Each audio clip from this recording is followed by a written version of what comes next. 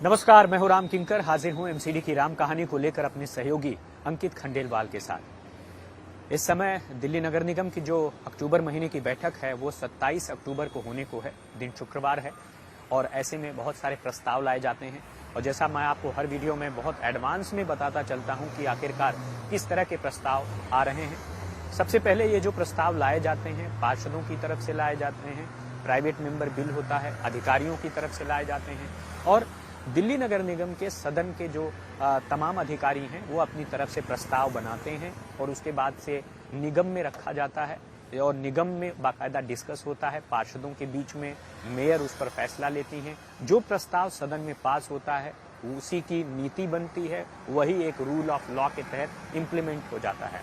इस वक्त दो प्रस्ताव ऐसे हैं जिनका सीधा ताल्लुक आपसे है।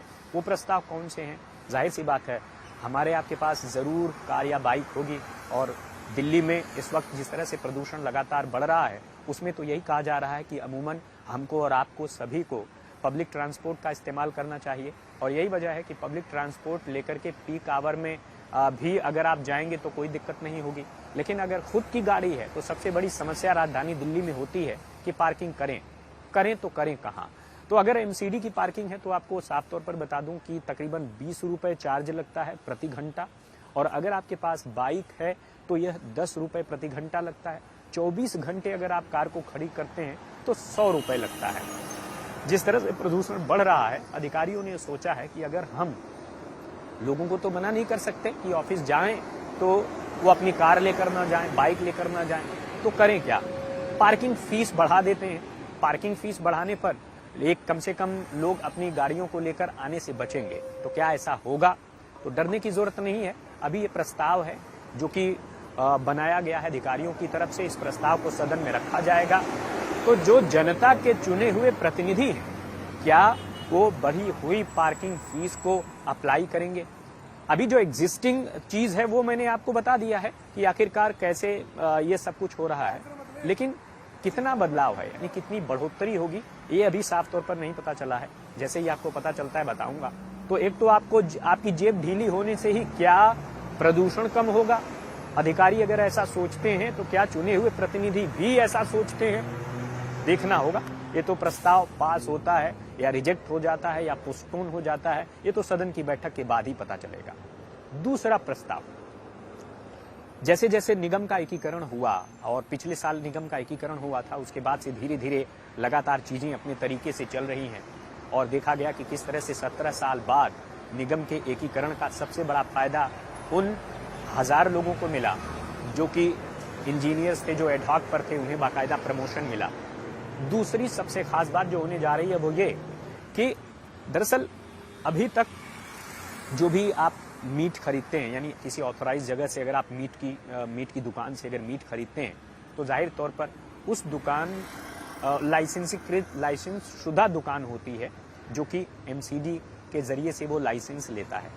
तो अमूमन ये दुकान अगर साउथ दिल्ली में है तो वह 150 मीटर के दायरे में होती है, यानी किसी भी धार्मिक चाहे शमशान, कब्रिस्तान और चाहे जो है किसी मंदिर, मस्जिद, गुरुद्वारा हो, उससे सामने की सीट पर तकरीबन 100 मीटर और बाएं दाएं और पीछे की अगर दिशा मान लें तो तकरीबन 50 मीटर यानी 150 मीटर की दूरी पर ये सब कुछ जो है होना चाहिए अगर वो साउथ दिल्ली में है। लेकिन अगर आप उत्तरी दिल्ली में आएंगे तो ये अलग अलग था, कहीं 50 मीटर है, कहीं 100 मीटर है। ये इस हिसाब से होता है कि आखिरकार किस दुकान की दिशा कितनी है किसी धार्मिक संस्थान से या किसी इंस्टीट्यूशन से, यानी किसी एजुकेशनल इंस्टीट्यूशन से।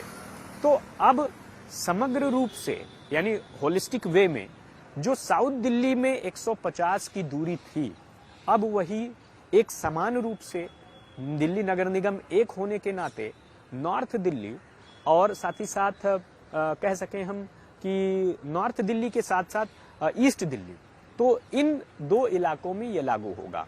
तो क्या जो एग्जिस्टिंग दुकानें हैं उन पर भी ये लागू होगा? बिल्कुल नहीं।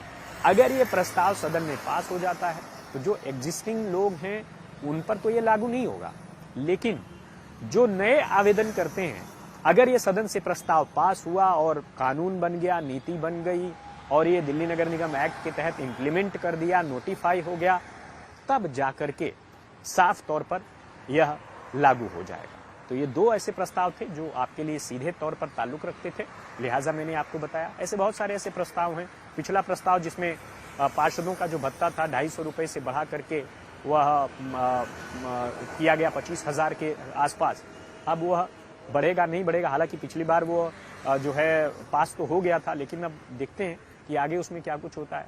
तो क्या पार्किंग फीस बढ़ा करके प्रदूषण कम होता है और क्या अधिकारियों के इस प्रपोजल को चुने हुए नेता या चुना हुआ सदन पास करता है? मीट शॉप को लेकर के 150 मीटर की जो दूरी का मानक है, ऐसा प्रस्ताव जो अधिकारी ला रहे हैं, क्या ये प्रस्ताव पास होता है? ये दो ऐसी चीजें हैं जो आप इस बार सदन में डिस्कस होंगी और ऐसा लगता है कि इस बार हंगामा कुछ नहीं होगा। स्टैंडिंग कमेटी बनाने की मांग बीजेपी कर सकती है, क्योंकि बीजेपी का बार बार यही कहना है कि पिछली बार तो दरअसल स्टैंडिंग कमेटी नहीं बन पाई और अभी मामला सुप्रीम कोर्ट में रिजर्व है। लिहाजा ऐसे वक्त में क्या कुछ होता है, ये देखने वाली बात होगी। तो इस वीडियो में फिलहाल इतना ही। मुझे और मेरे साथी अंकित खंडेलवाल को दीजिए इजाजत, फिर मिलेंगे। धन्यवाद।